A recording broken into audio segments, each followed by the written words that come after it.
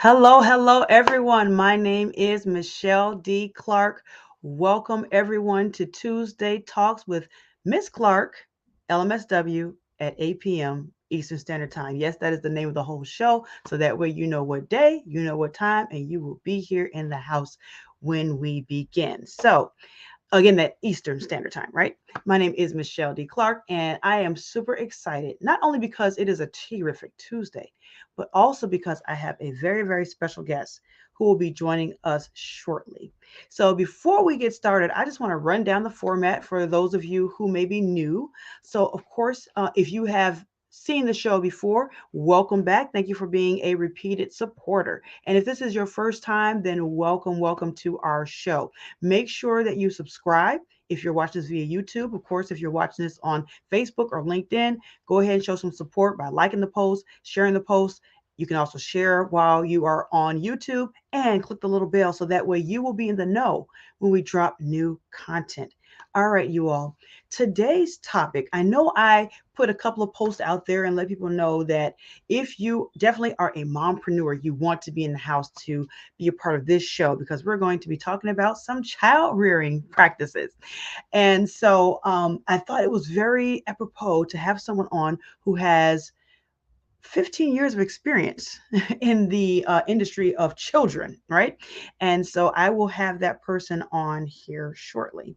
Before we start, though, I always let me tell you about the format. So I always have something that is either interesting or a fun fact about whatever topic that we'll be talking about for the day.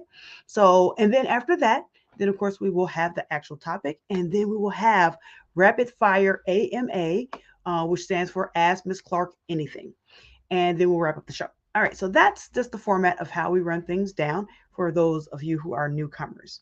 So, to get started, I found some very interesting facts about worldly child rearing practices that I thought was very interesting. I found it from Tori Lee, so thank you so much for that, Tori Lee, and .com. And what she did was she compiled I guess, she got a bunch of different people to submit their child rearing practices for their culture, and then she put it together on a list. So she came up with 7 of them, and I just thought it was absolutely fabulous. And so I want to share that with you all today as something that I thought was just extremely interesting. So the first one, and I'm going to try. Okay, so for those of you who may have watched the show before, you know that I have been having a little bit of challenges with my throat here. So I'm going to take a sip. And what I tell people is when I take a sip, just pretend as if you are listening to some elevator music that will fill the gap of the silence. Alrighty, so for the first one that I have here, this one is called Nordic. Okay, let's see if I get this correctly. Frill Free Lufsliv. Yes, free Lufsliv. So it's Nordic Free Lufsliv. And what that is outdoor parenting culture. I know, right? So listen, I was really practicing that one, right? So it's a concept that basically being outdoors is a basic human right, and they raise their children with spending a lot of time outside. It's very much so prioritized for the children and the families to be outside, right? And so if you all don't know, I know like over, and there's a lot of different studies that show that Finland is at the top of a lot of different things. Best, best places to live, less stress, great educational system. So all those things. So I think they have a really good concept here. And so the driving force is that the culture itself, the parenting culture, and again, this is it might be a little subjective because it is based off of submissions, meaning submissions of people who are of in that culture. So obviously every single part of the cultures may or may not conform to this. And that's for each of the categories that we go through. But basically, it is that the simple act of just getting outside to play can solve many of childhood and parenting struggles. So just being mindful that it's very beneficial. They really are focusing on fresh air, and so not just for the mindfulness, but also it's just a great practice to allow them to be outside. All right, so that was number one. I thought that was very interesting. And oh, good evening, good evening. Sean is in the house. Thank you so much, Sean, for tuning in. And I forgot to tell you all. So If you are tuning in and you have not registered with StreamYard, that's perfectly fine, but just make sure to put your name in the chat so that way I can give you a proper shout out. All right, so thank you so much, Sean, for tuning in, and all of those who may not have signed in or just watching from the sidelines. That's perfectly fine. But I tell everybody, you can watch from the sidelines, and that's cool. But you'll definitely have more fun when you participate. Alrighty, and it deepens the impression, right? Alrighty. So next one that was on the list was Indian co-sleeping and bed sharing. And we say Indian, we're actually talking about India, all right? So over in India, their cultural norm is for their children to sleep in the bed with them. I mean, from birth on until the child decides that they no longer want to sleep with them. And that can always be up to the child being grown. And they do not believe, again, this is a submission. So it may, I don't want anybody to write me and say, oh, well, everyone is like that. Okay. Again, it is a submission. So each one of these are submissions from someone from that culture that was explaining about their culture, right? So it may not be specific to everybody in that culture. So I just want to put that disclaimer out there again, if you're just tuning in. So for the Indian families that they actually cohabitate or co-sleep with their children, they don't believe in having a separate bedroom, and that is the practice. So I know over here in Western civilization, and I know that I'm just mainly talking about because I was born and raised here in the United States, right? So again, subjective is my family experience, but basically, none of my siblings we really stayed in the bed with my parents, and sometimes we would sleep there, but not as an ongoing practice. And we had our separate rooms, and some of us kids we all slept in the same room until we became of age, and then they kind of separated us based on our gender. And so, but I just found that was very, very interesting, and I can see some of the benefits with that, the closeness and the bonding, and also being able to keep an eye, because I'm okay as a parent. I don't know if you all love or loathe the little walkie-talkie type thing that you would sit. I know it's been so long since I've had a child, but you would sit in your room and then sit the other one in the child's room in the receiver, and then you hear the child and they cry, and then you have to get up and run and go to the room. Wouldn't it just be nice to just turn over and just be like, ah, there's a child, especially for those of us who breastfed, right? Just turn over and there it is. All right, so that was another interesting and fun fact that I found based on the article that I read. And so, it also talked about how a lot of the older parents, grandparents, I should say, frown upon, or the elders frowned upon having the separate rooms. However, now a lot of people in the culture are starting to conform to the Western culture over here and having separate rooms. All right, next one, Nigerian collective parenting. So for this one, I'm sure we've all heard the adage, take the village to raise a child. And that is heavily, heavily supported and embraced in the Nigerian culture. Again, submission, right? From someone who is in the Nigerian culture. And basically they talked about how each families take this a responsibility for each other's children, whether it's with permission or without permission. So meaning that there are some times where the parents may have to step away for some reason or another, or an emergency type situation. In those situations, and if a neighboring family sees a child alone, they will take that child in and shower them with love and embrace them and feed them and bathe them or whatever they need to do. And then until the parent returns back to take care of the child again. And so, I mean, I found that just refreshing. I remember growing up on my block, because if those of you may or may not know that I'm from Harvey, Illinois, and when I grew up on the block, we had a collective, cohesive block where all the parents looked after each other's children. As far as like if they saw somebody walking down the street, we always knew Miss Jones was going to be in the window, right? And and so she'd be in the window, be like, "Hey, Miss Jones," she'd be like, "Hey, how you doing? Da-da-da. Tell your mama said hi." Okay, so it was kind of that block thing, and everybody knew everybody for the most part, and all the parents look after. And if you did something wrong, oh my goodness, you were going to get it from this parent, that parent, the other parent before you even made it to your house. By the time you made it home, then your mom already knew what happened, right? Okay, elevator music, you guys. All right, awesome sauce. So I found that was a really good practice, where I think it kept down a lot of the shenanigans on our block and in our community because there was no anonymity. Everyone knew everyone for the most part, and we had respect for our elders. And I really miss seeing that in today's culture here in the, at least I don't know if it's that like that in, you know, on the East Coast or the West Coast or down south, but I just know in the Midwest and my experience here in Michigan, I just don't see a whole lot of that anymore. So, alrighty. So I found something that was actually really interesting that I never heard of this adage before. I may have, but it may just came back to me to the front of my mind. But it says that it says a extreme, more extreme African proverb says that a child who is not only embraced by the village will burn it down to feel its warmth. Yes, a child who is not embraced by the village will burn it down to feel its warmth. I thought that was just like exceptional to me. Think about it. Think about nowadays how a lot of our children feel disconnected from the community, feel disconnected from the village, if you will, and how some of those behaviors are indicative of their disconnectedness.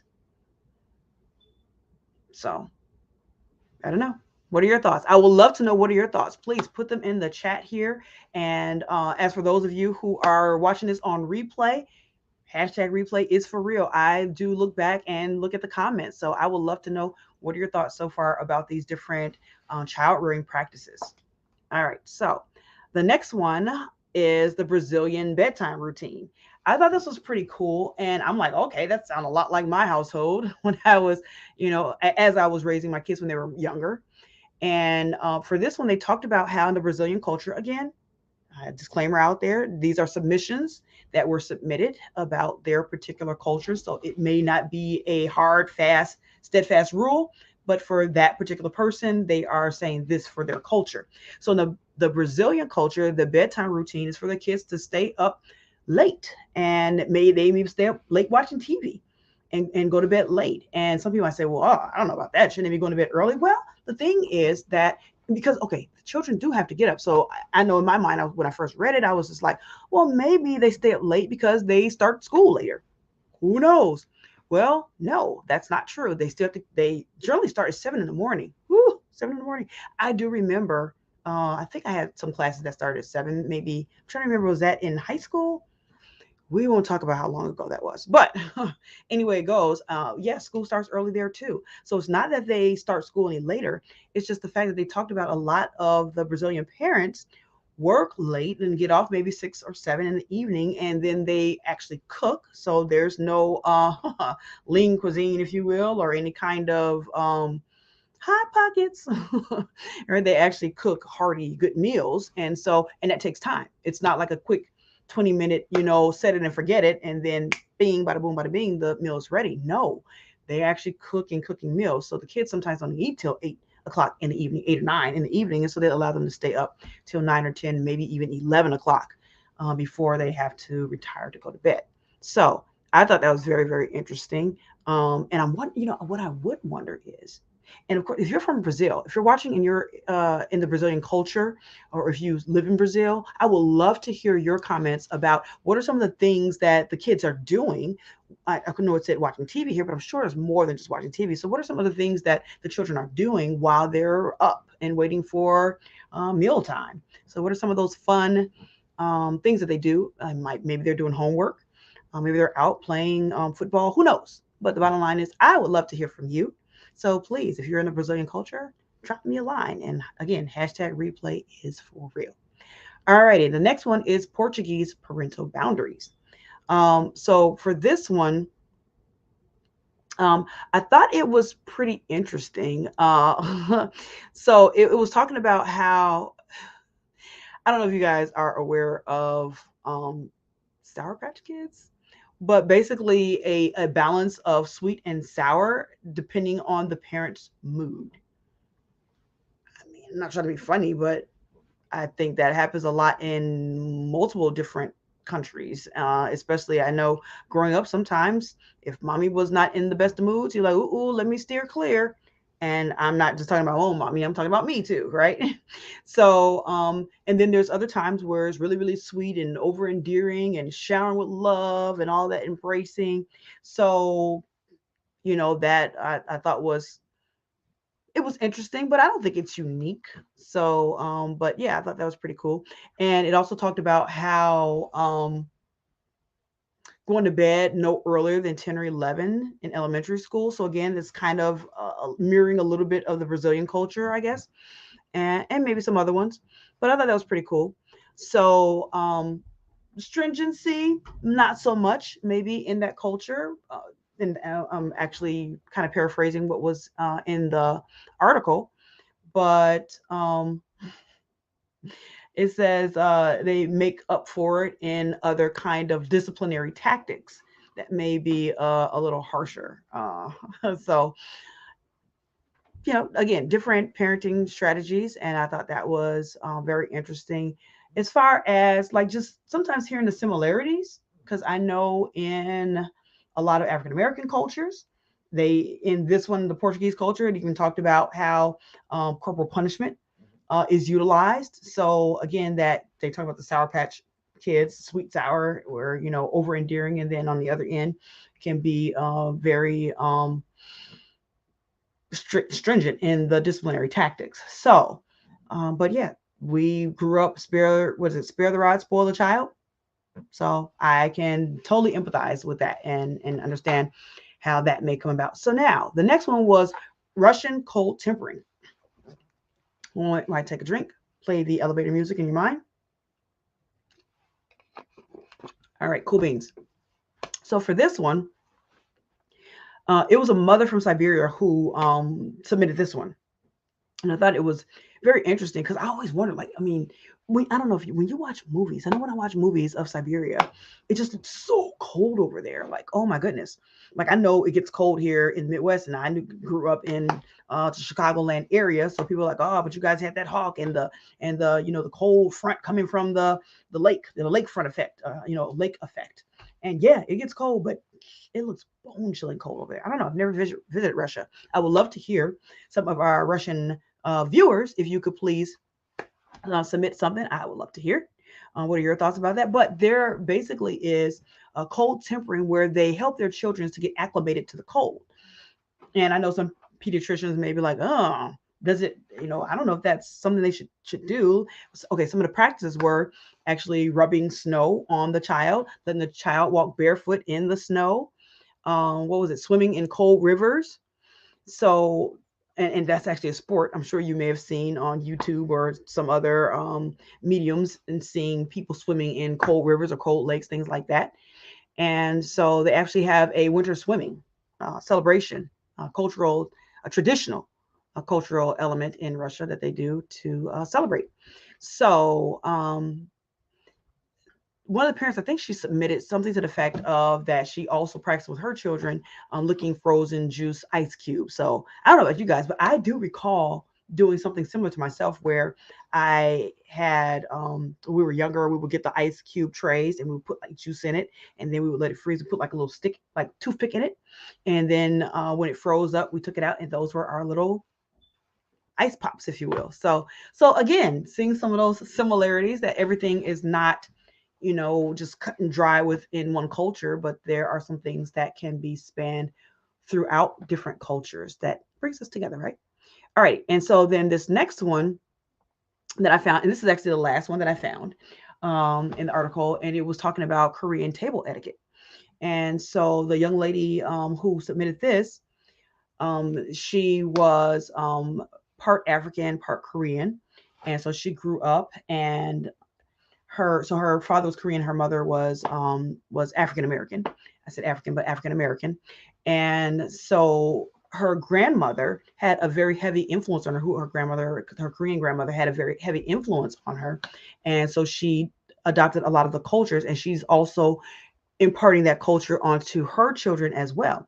And so it stated how when you sit down at the table, how the elders, or then the eldest son in particular, picks up the chopsticks first, and then everybody else follows suit after that, picks up. And so they wait, right? And then again, when serving like a beverage, If you wanted something else to drink, then you have to serve everyone else something to drink before you refill your own cup if you wanted something to drink. And as your elders, you would, if you were pouring their drink, you would place your hand under their hand of the cup to show a sign of respect. So I thought that was pretty cool.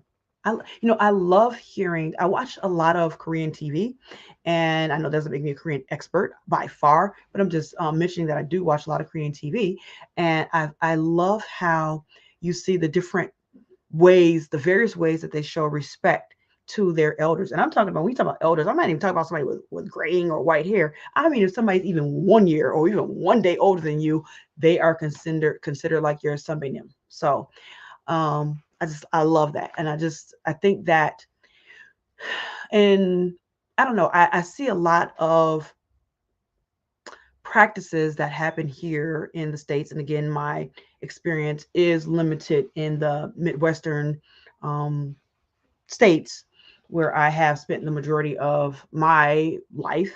But I hear, because I've gone to other states and talked to other parents, and I have clients in other states, I have clients in other countries, and I hear some of the same types of things that are not indicative of respectful behaviors of children towards elders. And so I like that practice. And I think that even something as simple as showing signs of respect during dinner time and table etiquette, it really transcends, I think, to other parts of interactions and behaviors. So those are some things that I found extremely, extremely interesting as far as child rearing and parenting. So for some of you all who may or may not know, again, let me just introduce myself again. I am Michelle D. Clark, and of course, I am the Miss Clark in the Tuesday Talks with Miss Clark, LMSW, at 8 p.m. Eastern Standard Time. That's the name of the whole show. And so I got my bachelor's in psychology. I got my master's in social work. And I also got my PhD from the School of Hard Knocks. But in addition to that, I'm also a certified parent trainer with the PMTO model, evidence-based practice model, and PMTO stands for Parent Management Training, the Oregon model. So I've been a trainer with that. Ooh, wow. Did I get certified first? I believe in 2012. I believe it may have been. So it's been quite some while that I've been helping to train parents. And I also got my certification in PTC, which is the group version of PMTO. So yeah, I have a little bit of expertise under my belt, but I do want to bring someone to the table, if you will, who has a lot of experience in in children, I should say. And so if you all are ready, I want you all to show me in the chat. Let me know. Go ahead and put a number, put a 2 for peace. Put number 2 in the chat if you are ready for my special, special guest that I have here for this evening. And as a matter of fact, if you're enjoying yourself, let's just take a quick temperature pulse, right? So quick break for station identification. If you've enjoyed this show thus far, then go ahead and show some love, put some hearts. You can put some flames in the chat. You can put some hearts in the chat. You can put a little emoji faces with the little hearts on it. That'd be great too.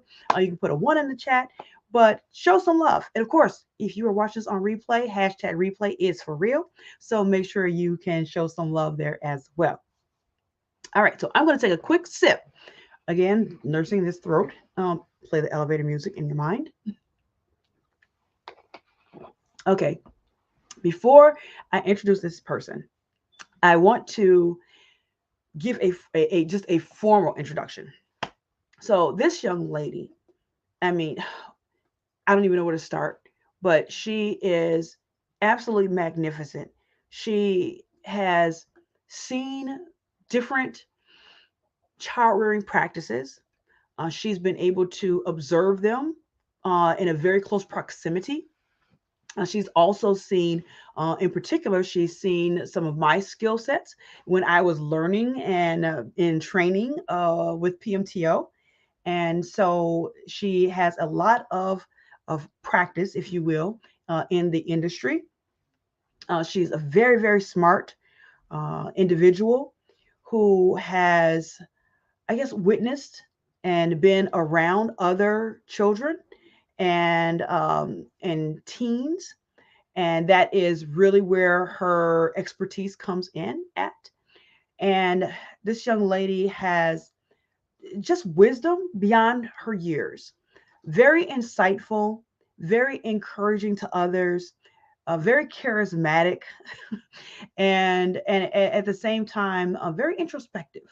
So this young lady has been helpful, not only with some of her colleagues, if you will, but also with children who present with special needs. So I know I can go on and on and on with the accolades with this young lady. As a matter of fact, she is currently attending a school that is number one, second to none. And so I want to introduce to some and present to others someone who is near and dear to my heart, Miss Khalees Breach, my daughter. Come on over. All right, you all, welcome my daughter, Miss Khalees Breach, to the set. And she, again, like I said, she has 15 years of experience because today is her 15th birthday. So you all give a round of applause and show some love to my daughter who has turned, I would say is turning, who has turned 15 today. I know. You all might be thinking to yourself, when did you have her like when you were 10? You see how she didn't smile on that, right? She was like, yeah, no, mom, that's not funny. So, you know, I'm really excited that, she's on the show this evening, and we'll be doing the AMA segment together so that you all can also ask some questions of Miss Khalees. And so I'm going to ask her some questions to start off with, and then you can share some insight as you so choose. So first of all, Khalees, I know I wish I had like a microphone. I might have to invest like in a microphone or something. Get a microphone. Actually, I have one, but I'm not going to get it right now. So we'll just like do a little tag team here. So Khalees, I guess tell the viewers a little bit first of all, what is your experience? So I know she was my captive audience when I was going through the PMTO program. So she got a chance to see me when I was doing the name, do now, please formula and some other parenting strategies. What was that like for you on the receiving end, like being the child and having me utilize those strategies on you? What was some of your thoughts about that? The strategies were kind of, I wouldn't say funny, but because I know that you were learning them and now you're trying to implement them on me. So Hmm. yeah, I find that entertaining. So now, mind you all, she was holy guacamole. Let me think here. You were 5, 6 ish, somewhere around in there. Yeah, 5, 6 ish when I first started. Well, no, no, younger than that because I think that's when I got certified was 2012, somewhere around in there. So when I started, it was probably like 2010 ish. So yeah, she was like 4 ish, somewhere around in there. So it's funny to think that she thought that it was pretty funny. So okay, so as I got more I guess you could say talented or experienced with utilizing the tactics, how did you see the progression, and what kind of impact did it have on your behaviors? Do you believe? Well, I used to be, I wouldn't say bad, but like, yeah, not well behaved. But as you started to work with me more, I felt that my behavior got better and I was able to talk to you and I felt our bond got better. Oh, okay. So you all, this was not. I did not run any of these questions past her. I'm not paying her to give these answers, and this is actually the first time me really like interviewing her and asking her as a recipient of the services, as a recipient of me honing in and becoming a better parent myself. This is the first time me asking her, like, in retrospect, how did it impact her? Because as a parent, I saw the impact on her. I saw how her behaviors changed. And just to give you guys just a little bit of background without going too much into it, um, she was raised in a divorced household now. So we didn't see eye to eye, just to put it short. And as a basis of that, we got divorced. I'm talking about my ex husband. We got a divorce, and so she had to also live between the two households. And we may not understand how challenging that is, unless you, of course, you are one of the children who's grown up in one of those households. I happen to have two-parent household, and they're still married today. As a matter of fact, they celebrated this year 52 years of marriage. I know, right? 52 years of marriage. Holy smokes. That's like longer than a life sentence in jail. Okay, just kidding, you guys. Yeah, you got to keep fun and fundamental, right? But the bottom line is that um, I saw how challenging it was for her in that, and I saw the disintegration of her behaviors because sh I had a nickname for her, and it was Smiley because at birth and when she, I mean, days old, weeks old, months old, and every time she would wake up, and I had her in a bassinet, so I can also the Indian culture, I can empathize with that because I had her in the bassinet next to me for maybe almost well until she outgrew the bassinet, right? And then we got her a crib and she migrated to a room on her own. But I used to turn over in the morning and I would look over at her smiling face when I wake up and I'd be like, "You're awake," and she was awake, and she did not cry. She was just there, smiling, waiting for me to wake up, and so that's how she got the nickname Smiley. And okay, I won't go overboard of how I said Smiley, but just all syrupy or whatnot. But so she had a really good disposition, just a superb demeanor as a child. But obviously, when there is dissension in the home, children who are privy to that, it can play a toll on their behaviors, on their perceptions, on how they view themselves, self esteem, all of those things, right? Because what happens is, I don't know if you've ever, and let's talk about, I forgot which culture that was. Mm, okay, but one of the cultures that just talked about, where they were talking about the sweet sour, not it was it Portuguese family, but the sweet sour, they talk about the Sour Patch Kids, how based on the parents' moods that could shift how they interact with the children. Well, guess what? I think that's just real talk as a parent, that we sometimes, when we have frustrations and we feel frustrated or angry or any of those types of negative moods, the children sometimes can bear the brunt of our storms, if you will. And so some of that was happening. And as a course of the divorce happening and her living in that, and then also now having to become assimilated to different rules, household rules in different homes as a young child. She was 6, I believe, when we divorced. And with that, it was challenging for her. I remember getting phone calls from the school, because of some of the behavioral challenges. And I'm not saying that, I hope it's not embarrassing you, because it wasn't, I'm going to say this, it wasn't her fault. It wasn't her fault. It wasn't your fault. I know some parents are like, oh my goodness, now you're telling the kids it's not their fault when they misbehave. So let me say this. So when we're talking about younger children in particular, a child can't be what a child can't see. And the pendulum swings both ways on that. I know somebody probably ran to grab their pen and paper on that one. A child can't be what a child can't see. So if a child grows up and a child is seeing positive, encouraging, and just excellent communication skills between them and whomever is in the household, and there's or the people who are in the household, and they're as observers and they're watching that, they're more likely, I'm not saying 100% foolproof, but they're more likely to engage and mimic those behaviors. If you agree with me, just throw something in the chat here. Let me know that you're watching. Let me know you're listening. That's real talk. And again, when the pendulum swings the other way, when they see people being vicious and malicious and verbally assaultive to each other, maybe physically assaultive or emotionally assaultive, when they see those types of things, then they mimic those behaviors. And it doesn't just stay in the household, it permeates outside the household. I'm sure you've seen some of those kids, and you might be in line behind them at the grocery store, and you'd be like, oh, Lord, and you see them walking down the aisleway, and you're like, oh, my goodness. You either feel for the parent, or you'd be like, I know there's some people like, oh, I can't believe that, judgmental, right?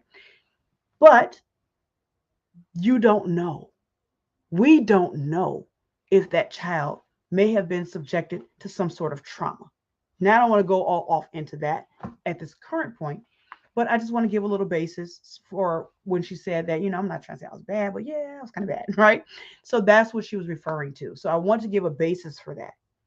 And that was all the more reason why having some sort of parenting and me going through the coaching program and becoming a parent a coach, right? So now I'm a coach for parents. So being able to do that, a specialist, that helped me. So you know how on the commercial, I think it's a hair commercial, whatever they say, and I'm not only the president, I'm also a client, right? So even though I was going through the program, hold on, I was literally utilizing those strategies at home.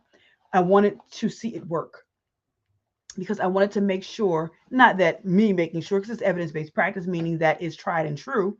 I believe they developed it, Gerald Patterson, back in the 60s. So, and Margaret Forgach. So it's tried and true. But the bottom line is, I wanted to be tried and true for my family.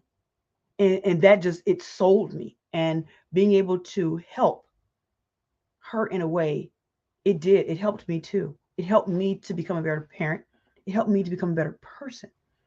And it helped me to become um, a better trainer and coach. So, all right. So let's get some more questions here. You go make sure put some questions in the chat here. This, I know I introduced her and we aren't in the AMA segment per se, but go ahead if you have any questions. Make sure because I see some eyeballs out there. I see the numbers out there, people watching. So I would love for you to give us some information about or ask some questions. Or, of course, give any kind of comments that you would like to drop in the chat or show some love, hearts, all that kind of stuff, right? So, okay. So you were saying that it strengthened our relationship, and I totally feel that. Like right now, um, okay, so okay, side note, you all, when so I this was not my week to have her. So me and my ex-husband, we are on we have 1 week on, 1 week off, and I give him 100% kudos for that. During the pandemic, we were doing the 5-5-2-2 schedule, which is like a nightmare. So he had the kids on Mondays and Tuesdays. I had them on Wednesdays and Thursdays, and then we rotated Friday, Saturday, Sunday. Now we started off that when they were younger because we didn't want the kids to be away from us too long in different households. We want them to be able to kind of have like equal, but I don't know. It was just really challenging at sometimes. So when the pandemic hit, my ex was like, well, hey, why don't we just do 1 week on, 1 week off, and then that way we don't have to go out as much and expose ourselves, and then we don't have to go to gas stations much either. And I was like, yeah, I'm in. Let's do this. So 1 week on, 1 week off, and so this was not my week to have the kids. So I went to go pick her up, and I was so excited about. I was like, I cannot wait to pick her up because so we have like routines and things that we do here at the house. Me, her, and my sister. We watch these different shows together, and we do different things and talk about different things. It's just we have a ritual, we have a culture, if you will, here that we I just thought about something that we do that other people probably like, well, what are they talking about? So, what is one of the things that me and you go around doing that you said I can't out you with? Cuckoo. So yeah, so we go around and we just like cuckoo, and so I was like cuckoo, and then she Cuckoo. cuckoo. Cuckoo. So we just go around the house cooking. So like, so I got her private layer downstairs. So she's lives downstairs, and I'm on the main floor, baby boy, and my sister is upstairs. So we all have our different floors, right? And so I can hear her downstairs, and I'll hear cuckoo, just like out of nowhere. And I'll be like, through the fence, I'm like cuckoo. So it's almost like a call, if you will. We were watching. It was one of our K-pop idols. So shout out to Juhani from Monster X. So Juhan is his name. We call him Honey, Juhani for endearment. And so he was doing one of his songs, and then at the end he's really funny, and he was just like cuckoo instead of cap cap. He was like cuckoo. So that's where that came from. We just thought it was like so funny, and we just kind of adopted it. And so now that's kind of like our call to each other.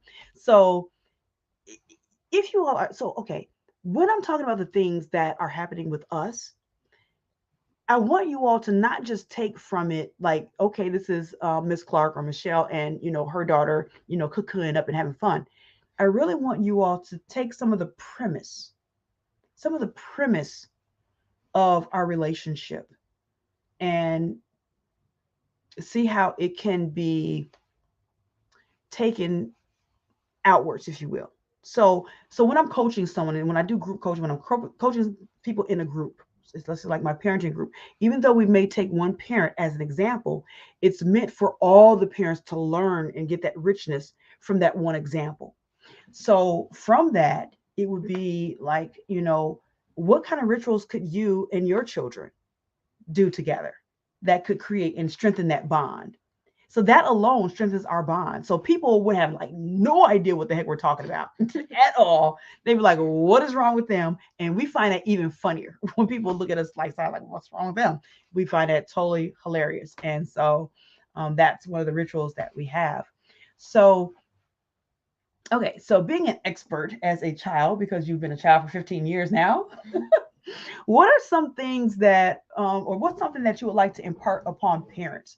Like, what's something that they can do to help strengthen the bond? And, just look out here to the people and tell the people what are some things that they can do to help strengthen that bond with their kids. I would say actually listen to why they're acting up, and like if they're trying to tell you, I would like you guys to listen, because if they feel that they're not being heard, then they'll just shut down and just Mm-hmm. shut you out. Mm-hmm. Yep. Yep. So, so the camera's right here. So I'm sorry. I should have prepped her beforehand. So that's again my fault, right? So, we leadership. So, I should have clued on that. But I think she did a really good job of facing the camera and things like that. So, but yes, listening. So, how important is that? Very important, because me personally, if I feel that you're not listening to what I'm saying, then I'm just gonna be like, forget it and not ask you, or just make sure I don't do that again. Like, let me give a scenario. Please. Okay, so let's say I ask you for a pair of shoes, right? And you say, no, you shouldn't want a pair of shoes because this is the other.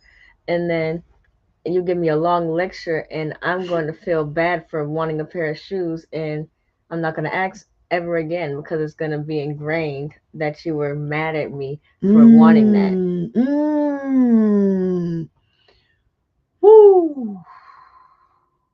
True That, story. yeah, that was rich. That was rich. I don't know if you guys heard and read between the lines. So it's not that kids will take from it that it's no to the shoes. It goes deeper than that. How we say it, when we lecture, when we, go on and on and on, and they start to feel like it's no to them. Would that be sound correct? Yes. Yeah. Like So, we wouldn't want to ask for anything else, or we'll be hesitant or scared to, we'll have to prep ourselves to ask you for something, because we feel that you would say no and then go into an hour lecture of why we shouldn't want it. mm-hmm, mm-hmm. Yeah, and as part of the evidence-based parenting practice, lectures are a no-no. Lectures are a no-no. And the fun part is, okay, and I say fun, meaning fundamental, is that 70% you all. So as parents, as children, it was researched and found that when children are cooperative, at least 70% of the time compliant with rules, regulations, things like that, expectations, that that was like the sign of success. 70%. That they did better in home, they did better in school, they had better peer interactions, they had better relationships. Because just imagine when you have a child who is quote unquote deemed unruly, you may not even want to like hang out with them, be around them. So the pendulum swings both ways. But then as a parent, 70%, because we're not 100%, you know, uh, on point 100% of times. So 70% for parents as well, as far as utilizing the evidence-based practice, the different strategies in the model that strengthens our relationship. So when we fall beneath that, think about as a parent, when we fall beneath that 70%, how does that then impact the child's willingness or desire to even want to be around us? So let's flip the script. A lot of times as parents, we're just looking outwards at the kids. You do this, you do that, da, da, da, da. You should be a better child. But we don't understand that there's also eyes looking back on us. There's eyes looking back on us. And they're not just blank eyes. It's not like a little baby doll that when it goes back like this and then opens up. You know those little dolls that do that, right? Close and then open up. No, it's a real person inside of there. Yes, little people, but it's still a real person with real feelings and real emotions and real thoughts. And so we have to keep that in mind that when we fall beneath that 70%, a lot, we fall beneath that a lot, it damages the rapport, the relationship. Just like we don't want to be around kids that don't do what we tell them to do. We be like, ugh, you pull up in the driveway like, oh man, here we go. I got to go in the house and deal with these kids. Well, how do you think they may feel about you?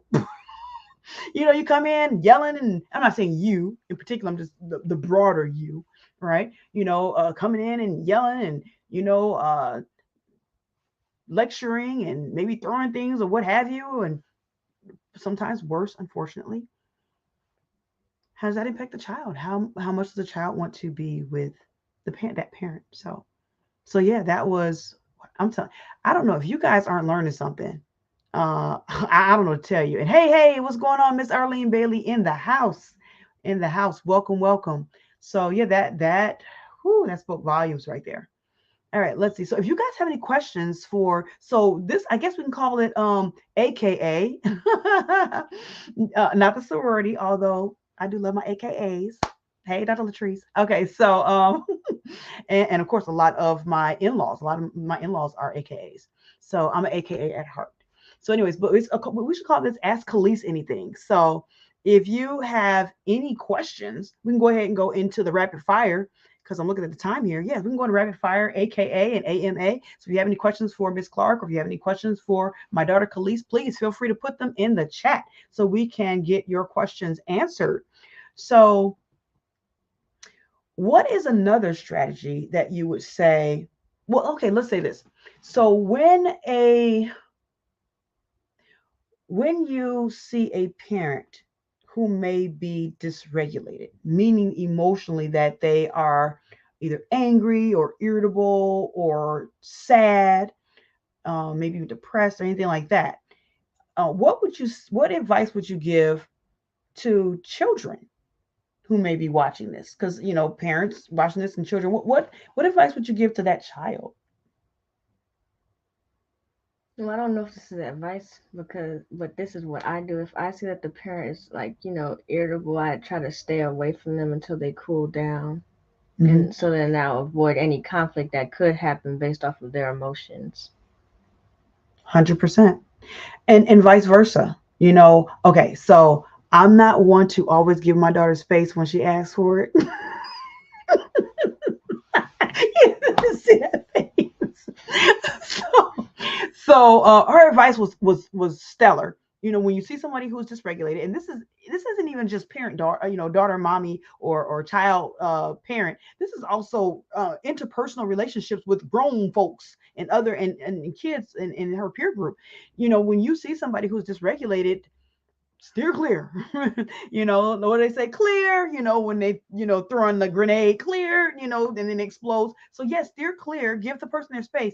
But okay, so full disclosure, I'm not always that person. Sometimes when I see her upset, I'm smothering her. I'm smothering her with love. I'm worrying the heck out of her, all kinds of hugs and kisses. She's like, leave me alone, mama, no.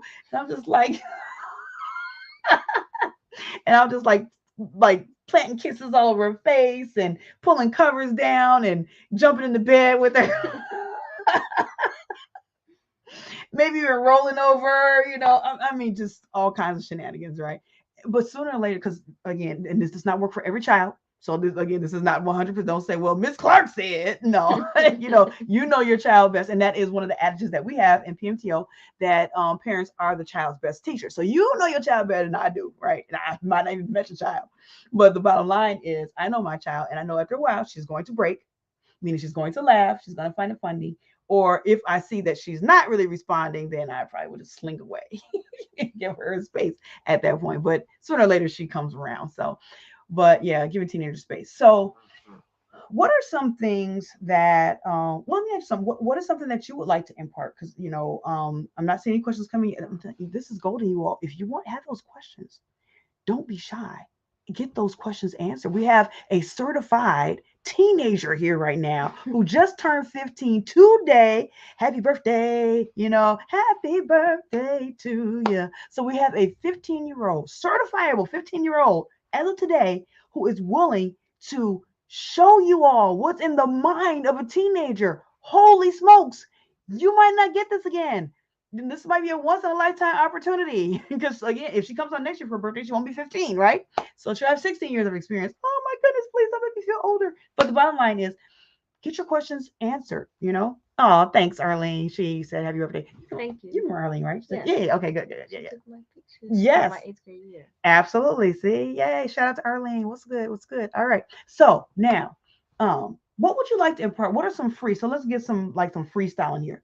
What are some things that you would like to either tell parents? We have a lot of professional parents on here. There may be some new parents on here. Maybe some parents with teenagers. But what is anything that you would like to just impart in general? What are some thoughts, I'd sir? say don't like yell at your kid for every little thing. Like I Mm, understand here and there, but over dropping a cup that you can replace, I can understand if it has a lot of value, but that will make them scared to do things wrong and come to you hmm. if anything has happened because they're scared that you'll yell at them or maybe even hit them. Yes. Wow. Woo. Did you all hear that? So what I heard was when as parents, and again, this is another thing that we coach and train on in the evidence-based practice. When you yell at everything, nothing becomes significant. So I don't know if you guys ever watched The Incredibles, but there's a line in there where what's his name, the villain? I can't remember his name right now. Okay, well, the villain in Incredibles, where he said, if everybody is special, no one is. Oh, if everybody has special powers or something like that, then nobody. If everybody's special, then nobody's special, right? Because special just means that it's set apart from everybody else, right? So it's the same thing when a parent finds themselves yelling over everything. Oh, you dropped a cup. Oh, you didn't make your bed. Oh, you didn't wash the dishes. You didn't take out the trash. Why is your hair looking like that? Well, I tripped over your shoes. Your shoes. If you yell over everything, guess the child is gonna do. Get accustomed to it and Get, turn their hearing off. yep. And so it's just so you gonna start sounding like that character, the teacher on Charlie Brown. Wah wah wah wah wah. Right. It's gonna start sounding like Charlie Brown. Wah wah wah wah wah wah wah wah wah. And then you gonna say, "Did you hear what I said?" The child gonna be like, "Uh-huh, they ain't heard nothing. They ain't heard nothing." Because it all starts to sound the same. Starts to sound the same. So if we find as parents that there's something that we need to emphasize, um, writing it down can help. Texting can help. Sometimes I'll text her, things that I may need her to do or want her to do, things like that. Um, okay, here's something that you guys, this one's gonna be priceless. So I'm gonna pause for station identification. You guys might want to run and get your pen and paper for this one. This one is for free.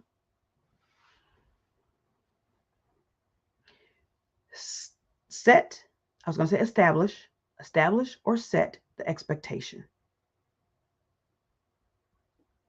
That's part one. So for parenting strategies, set the expectation. In other words, define the rules of the house. Behavior rules. What is expected and what is not accepted. What is unacceptable and what is acceptable. So outlining those things so that the child knows. And I know you might say, well, the child should already know. Not necessarily so. Because a lot of times as parents, we say what's acceptable, we say what's not acceptable, but we do something different. So when we do something different, The child no longer hears the words that we say or the rules that we've outlined. They're looking at us and they're seeing, they're observing what is expected and what's settled. So that old adage, do what I say, don't do what I do what I say. Nope, that does not work. That does not work. Again, a child can't be what a child can't see. What you want to add? And I was just gonna say, actions speak louder than words. Mm, sit. Actions speak louder than words. 100%. You can, and that again, the pendulum swings both ways. I love you. I love you. I love you. I love you. But then you do things to hurt the person. Is that love? What else? No, and I was just thinking, one of the BTS members said in Butter, I can't remember You can paraphrase. what talk is cheap. Ah, yes. Yeah. Yes. Yes. Talk Mhm. is cheap. Oh yeah, we used to say that. Talk is cheap. Put your money where your mouth is. No, but I'm sorry. That I don't even think that goes together. But I just want to say that. But yeah, talk is cheap. 100%. What do you say? Never mind. So yes, talk is cheap. So meaning that you can say something all day long. Something my former pastor used to say is you can tell what a man, and just man loosely, right? What a man is thinking about where his feet lie, where his feet stand. You know how, meaning that whichever direction the person is going, their behaviors will show you better than them telling you out their mouth. So thank you so much for that, the late great pastor C.L. Jackson. So yeah, kids pick up on what we do more than what we say. You can say something, but after a while, the child is going to stop listening to your verbal words if your actions don't correspond and support your words. So yeah, that was excellent. So what would you say? Oh, is there anything? Because I know you might have some other things freely that you want to say. And if there's any questions in the chat, please make sure you put them in the chat. We have about 3 minutes left. So you have 2.5 seconds to get your questions in there. So I guess closing out the show then, what's something that you would tell parents to do to strengthen the bond with their children? What's something else that a parent can do to strengthen that bond? I'd say like try to talk to them about their interests, and if you guys have a common interest, try to like bond with them with that. And yeah, I just say that because we both like K-pop and stuff, and Auntie in there, we all like K-pop, so that brought us even closer. And that's we just watch stuff like that and cooking shows with Gordon Ramsay and stuff. We like watching that, and that's what we watch when we're eating and stuff like that. Yeah. Yeah. So finding that commonality, that is so, so important because it makes a person feel like you get them. You get me. And also, it gives us like a common language, a common something that we share in common that other people may not. And that makes us a more cohesive unit, if you will. In addition to that, like, I go to your, when she was in track last year for the season, I'll go to her track meets. And so something that she was interested in, encouraging her to do it because she wanted to run track. And so allowing her to try out and get on the team and all that. Um, and then supporting her and, in her endeavors. And so it's so important that we encourage our children to partake in the things that they find interesting, and that even if it's something that we don't like, which I do like all sports, but even if I didn't like sports, I would have gone anyways because of the fact that's something that she likes.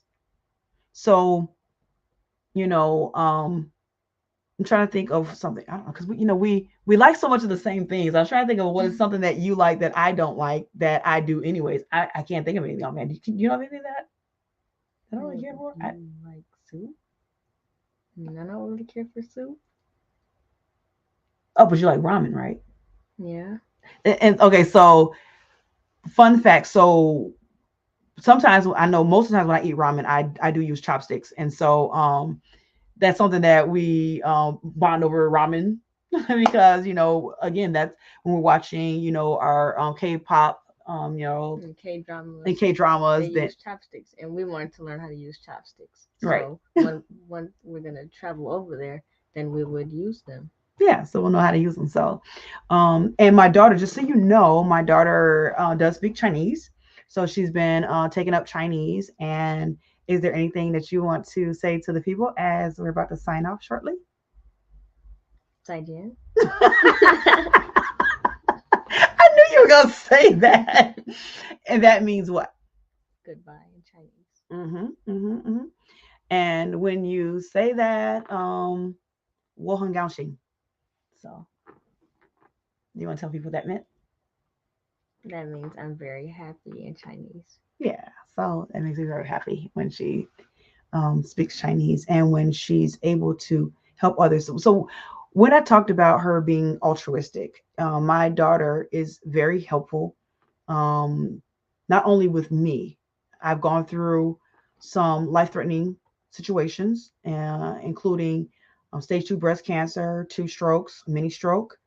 And so with that, she saw me when I was very vulnerable, when I wasn't even able to get out of the bed because of my surgeries.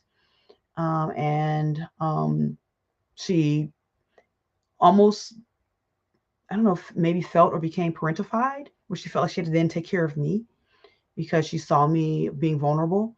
And I can only imagine how impactful that was. But she was very helpful to me. She's also very helpful, and I have a special needs son. He's 18. Well, he's going to be 18 in December, and she helps out with him a lot.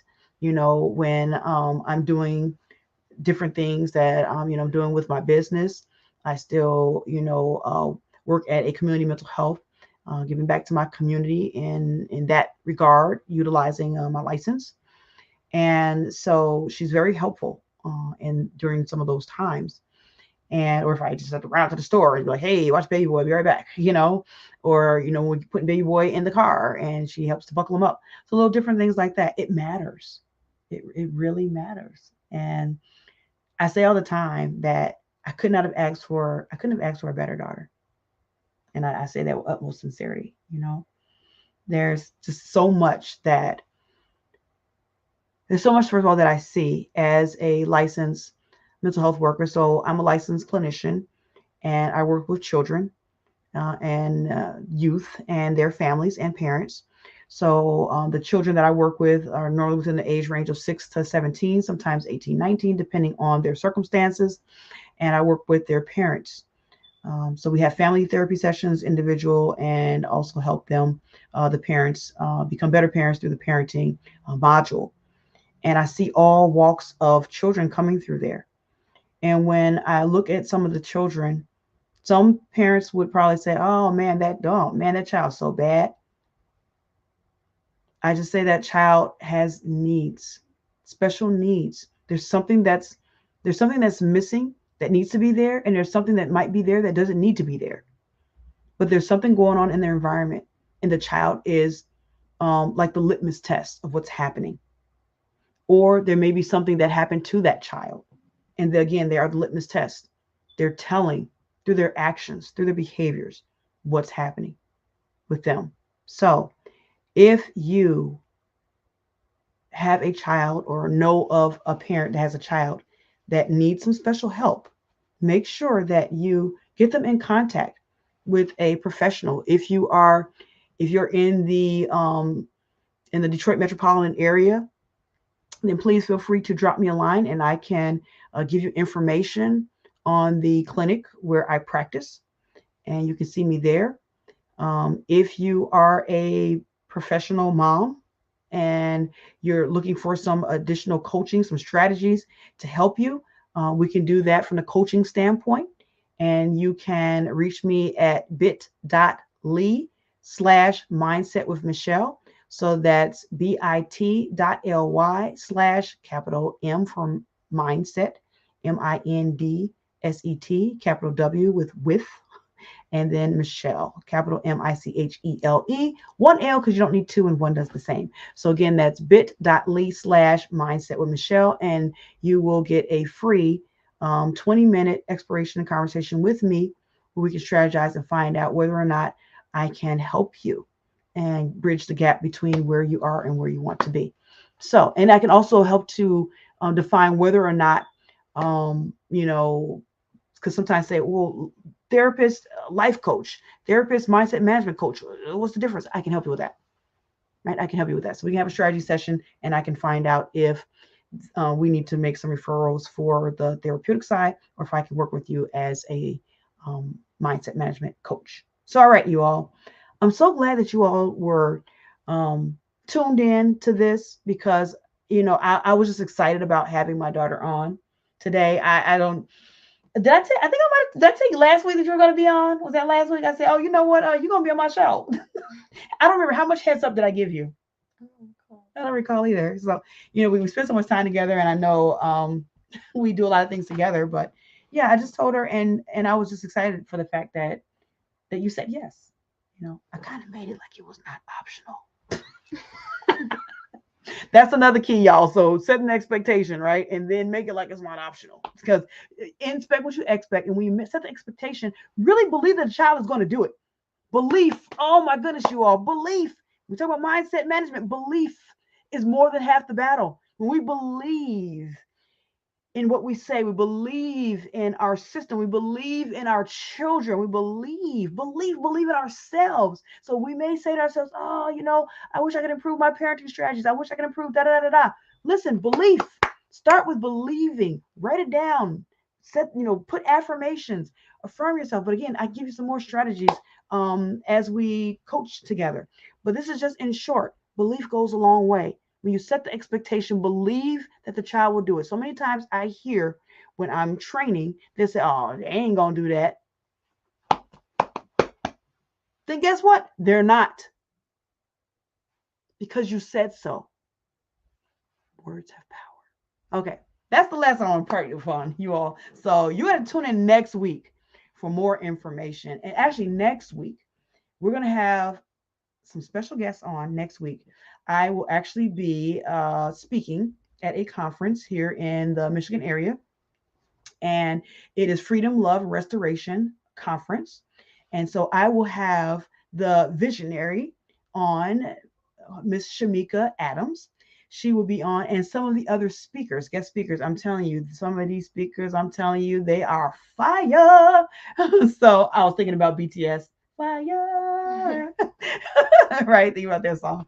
So but yeah, so you definitely want to tune in next week where we will meet them and you'll hear a little bit about some of the topics, but we're going to have a real conversation about freedom, love, and restoration. It's really important, ladies. So ladies and gentlemen, thank you all so much for tuning in. I know I say ladies because that's who I work with. I'm a mindset management coach for professional women. But that is not taken away from our men. We love our men. So this is not anything against men. That's just my target population. But men who want to watch this show, feel free to do so. And of course, if you have a leading lady in your life, make sure that you like this, you subscribe, that you click the little bell, that you share, because that's how people will know about this show. So we thank you all so much for tuning in and congratulations for just being who you are. Just being who you are, being you to the highest degree. So we love you all to life. Is there anything that you want to say as we slide out of here?